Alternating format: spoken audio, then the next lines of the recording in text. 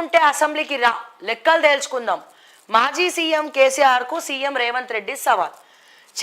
చెల్లని రూపాయి ప్రజలతో బంధాలు తెగాయి. సోషల్ మీడియాలో రాఖీ సావంత్కు లైకులు వస్తాయి. కేంద్రం అంటేనే మిథ్య, రాష్ట్రాలు కలిస్తేనే దానికి ఉనికి. గద్దరన్నకు అవార్డు ఇవ్వకపోగా కించపరుస్తారా? ఆయన్ను విస్మరించడం తెలంగాణకు అవమానం. బీజేపీ ఆఫీసు వీధికి గద్దర్ పేరు పెడతాం జాగ్రత్త. గద్దర్ జయంతి వేడుకల్లో సీఎం రేవంత్ వ్యాఖ్యలు. ఓకే, మంచిది సార్. ఇక్కడ దమ్ముంటే అసెంబ్లీకి రా. మీరు మాట్లాడాల్సింది ఫామ్ హౌస్లో ఉండి కాదు, సారీ మీ వ్యవసాయ క్షేత్రంలో ఉండి కాదు, మీరు మాట్లాడాల్సింది అసెంబ్లీలో మాట్లాడాలని చెప్పి రేవంత్ రెడ్డి గారు అంటున్నారు కదా. మీరు రండి, వారు అసెంబ్లీకి ఎందుకు రారు?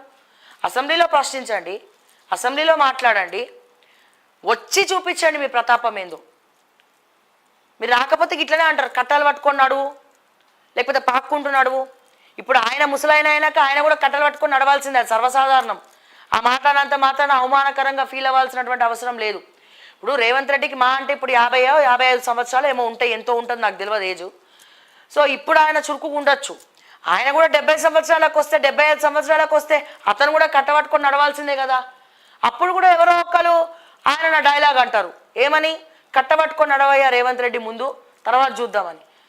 దాన్నే బూమరాంగ్ అంటారు, కర్మ హిట్స్. తన దాకా వస్తేదాకా ఎవరికి తెలియదు. ఓకే, సో నేనేమంటున్నా, కట్టబట్టుకొని నడవాలా, ఇంకేదైనా పట్టుకొని నడవాలా అనేది పక్కన పెడితే, అనే అంశాన్ని మనం కాసేపు పక్కన పెడితే,